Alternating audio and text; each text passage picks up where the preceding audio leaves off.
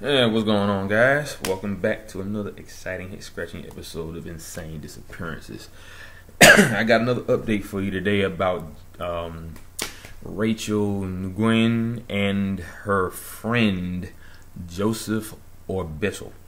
Now, I recently read some information from a viewer of mine about, I think it was actually he copied and pasted it to the comment section of one of my videos about them, and he said that this was a message from someone that actually knew them on Facebook, and it was a very detailed comment, and the person that wrote it was pretty angry about a lot of things dealing with their disappearance. But they also said that they were not a couple, because they did mention the fact that they were a couple on the news, but they dated in the past, and then they were just friends. And I didn't mention it in the very first video, but the hike was actually a birthday present for her, because they were avid hikers and they were pretty experienced. But for some reason, unknown to pretty much everyone, they just seem to have vanished without a trace. But I did pick up some new information on Facebook. It was actually the Joshua Tree National Park Service Facebook page, and this is what they said. Searchers having been looking for 10 days for a couple who disappeared in Joshua Tree National Park with few leads or traces. Rachel Nguyen and Joseph Ordeso entered the park at approximately 6:45 a.m. on Thursday, July 27th, and has not been seen or heard from since. An extensive search has been going on in the park since July 28th, which has included resources from the National Park Service, San Bernardino County Sheriff's Department, Joshua Tree National Park Service and Rescue, San Bernardino County Search and Rescue, the Bureau of Land Management, Orange County Sheriff's Department, San Diego County Sheriff's Department, California Highway Patrol, Riverside County Sheriff's Department, U.S. Border Patrol, and the California Rescue Dog Association. While resources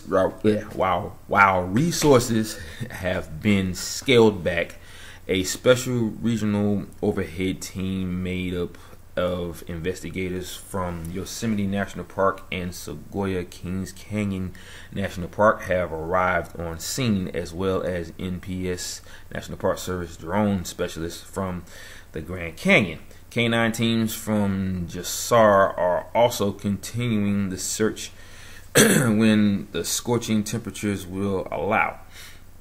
Superintendent David Smith said that their search teams have put forth a tremendous effort for the rescue and recovery of these two young people. We can only begin to imagine just how difficult and painful this whole experience has been for the parents, family, and friends of Joseph and Rachel. It has deeply affected the men and women involved in this search. Although we have had to scale back the active rescue, we continue to dedicate park resources to finding them. The couple's car was found at the trailhead of a popular hiking trail known as the Maze Loop. Anyone who might have have been hiking or stopping in the area and recall seeing a couple in their early 20s or having other pertinent information about the two are asked to contact San Bernardino Dispatch at 909-383-5652.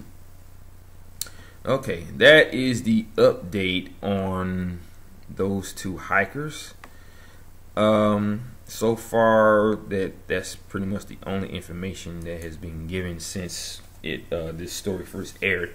Now, apparently, the Park Service stopped searching, but the other people involved in the searches are still searching as we speak. And like they said before, there hasn't been any known evidence to indicate where they are, where they were, or they haven't found any evidence whatsoever as far as like clothing, maybe some food fragments or whatever it is they would actually find. I mean, footprints, fingerprints, you name it, they haven't found anything. So this goes right back to the mysterious part of these national park disappearances. First of all, they go into a national park in the dead of summer, 110-degree weather. I would think they knew how hot it was going to get out there if they were experienced hikers, which is what the family said.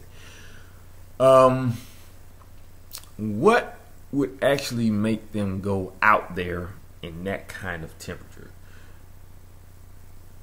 Did they feel like they could handle it? Did they feel like it wasn't going to get that hot? Did they feel like they were prepared for the worst? Maybe. But for them not being found at all, obviously something went wrong.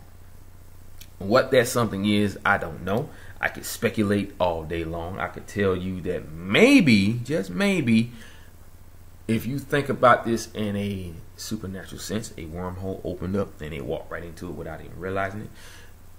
They walked through a dimensional vortex, maybe. I don't know. You know, whatever it is that happened to them, it caused them to disappear. Now, I could say that they fell through a loose patch of dirt that led into a cave on the ground. Maybe. I'm not saying that that's what the case is. I'm saying that it's possible because I was watching a video on, it was actually Incredible Acts of Science on the Science Channel. And I mean, Outrageous Acts of Science. And there was a story about a young boy who was walking on the beach and he slipped through a pocket of loose sand that led into like a deep, it was a deep hole, and it was just filling up with sand because it just collapsed, and he basically got trapped underneath it and he was buried almost alive. They found him, you know, because apparently the mother realized that he was nowhere near her. And she ran back to see exactly where he was. She couldn't find him.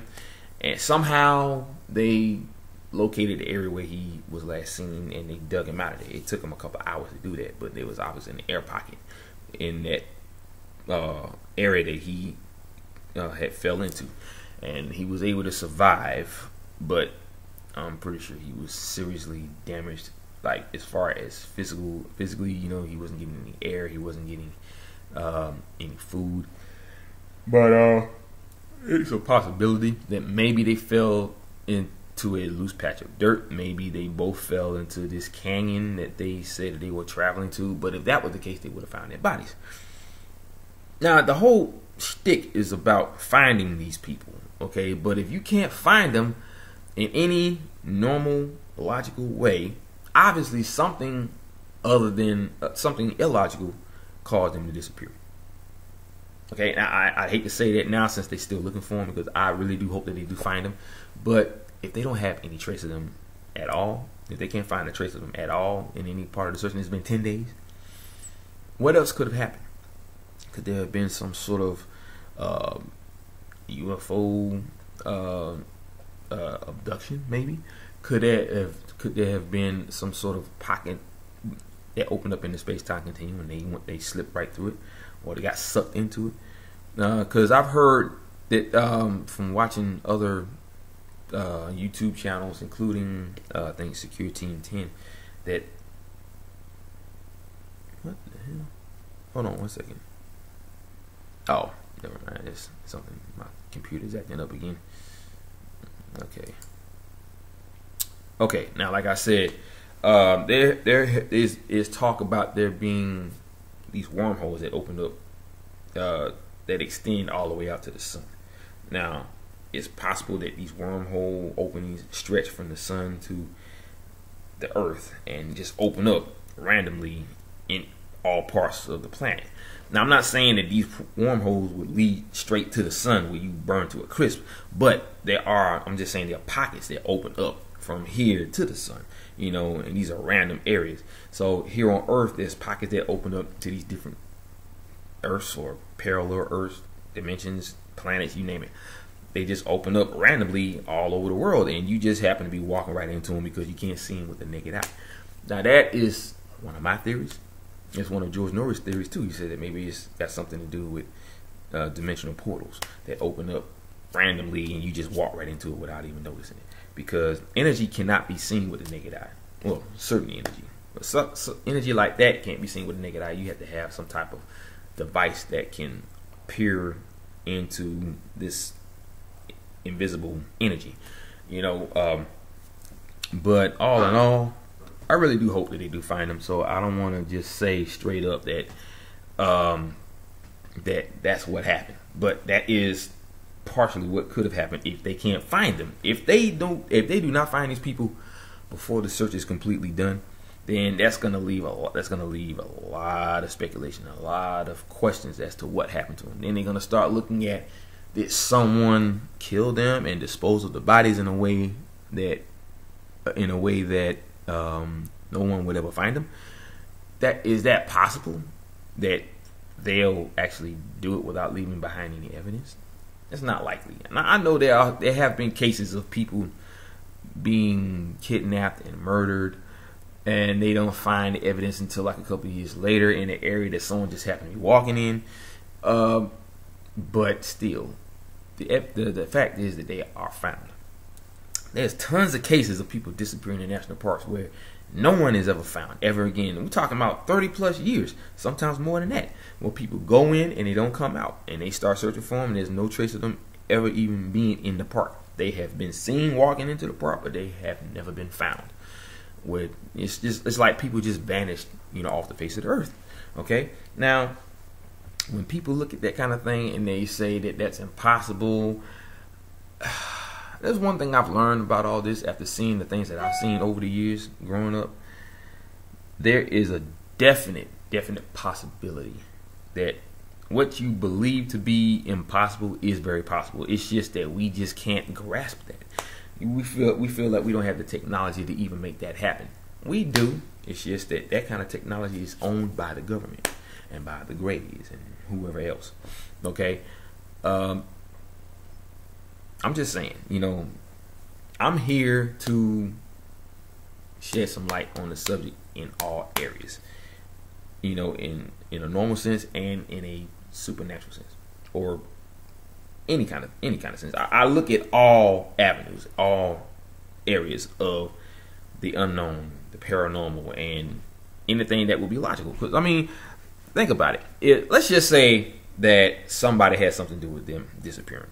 It could have been a jealous boyfriend of hers that she dated in the past, who actually hated the fact that she dumped him for somebody else. It could be one of his friends. I don't know.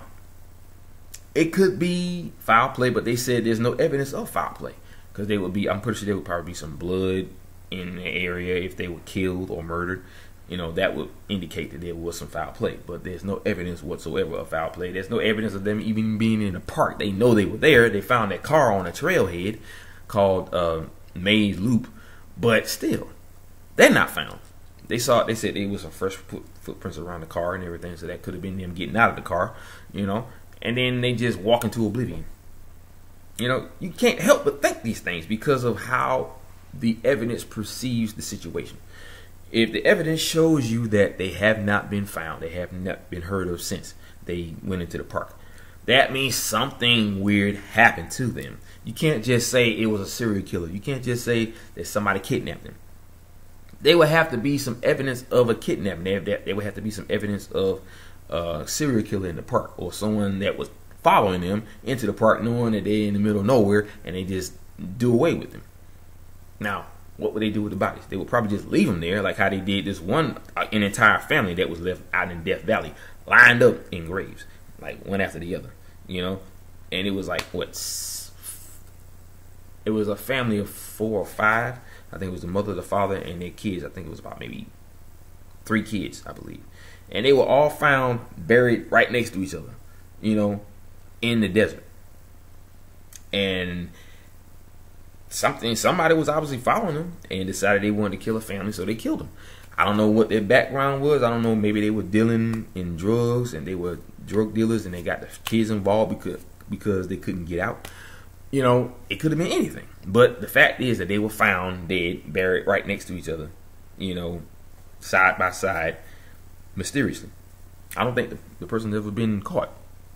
Just like the Ryan Singleton's story, where he was found in Death Valley in the trunk of a car that wasn't even his, and they said that he was completely gutted. I'm talking eyeballs, tongue, organs, heart, all of that stuff was gone out of his body, and it was replaced with newspaper.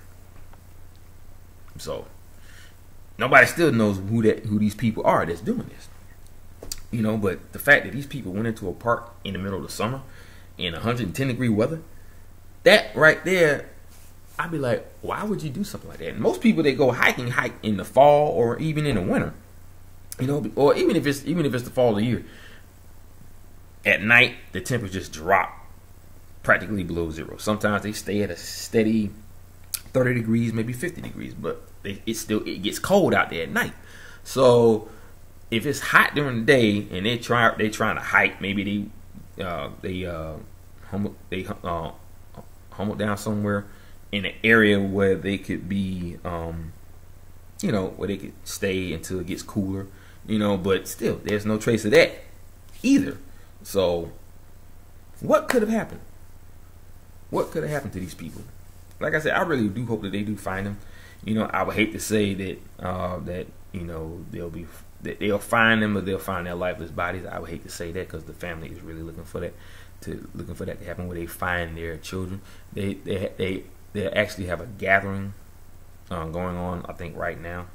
I guess, you know, with family and friends, since there's still no evidence to say that they've been found.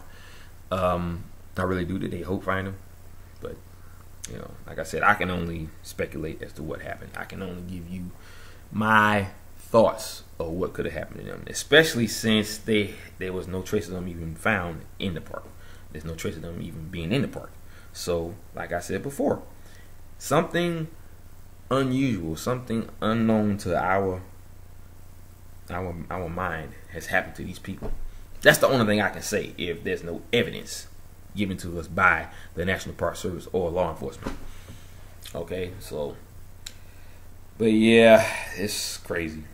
If there's any more leads to this, I will definitely keep you guys, you know, up to date with what's going on with the search for these two people.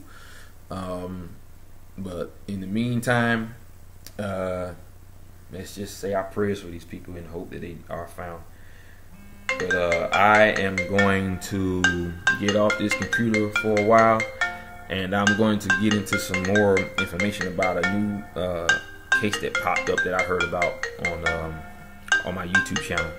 I'm going to look into that, and that's going to be one of my next videos, including one that I posted on the Missing 411 Alternative Forum page on Facebook. One of the there was a story about this dead zone in Yellowstone National Park. There's some big news coming out of there right now about how the intense heat coming from that volcano is actually crumbling the asphalt on the street, where if people were to drive on there's a good chance that it might cave in. And I remember seeing something like that on I think it was 2012, where they said that the heat from the core was causing the crust to destabilize, to where it starts to crumble and everything will break apart, which is how California fell into the ocean, and a big chunk of it too from that. I love that movie. It was a great depiction of what could actually happen to this earth. You know, of course, 2012 came and went and nothing happened. But I'm gonna tell you something about that, which was very weird.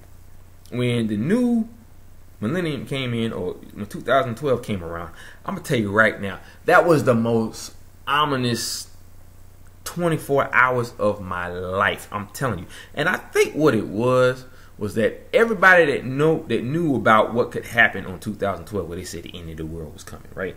I think it was the negative tension coming from everyone on the planet, and it built up to the point where I could actually feel it. I could feel the tension between everyone.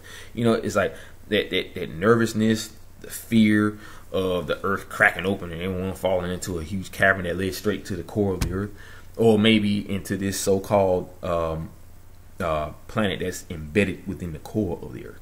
You know, where they said because you already know about how they said a second Earth or a second planet slammed into the Earth before the early years of the Earth, when it was first formed, there was this rogue planet they called Theia.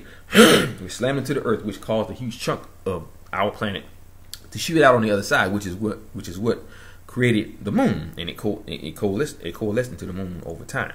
But this planet had embedded itself inside our Earth, so there's talk of a second Earth deep beneath our feet. Okay, so I'm just saying. But yeah, that movie 2012 had a great depiction on what could really happen to this planet. And I'm telling you, 2012 was crazy. That moment of wondering what would happen at the stroke of midnight. Like, you know, and the wind was howling. You know, I could hear it outside my window when I was living in my apartment, and I could hear the wind howling. It was like being in a horror movie. You know, it was weird. But it's almost like I could feel the tension of every person on this planet because of what everybody knew about 2012.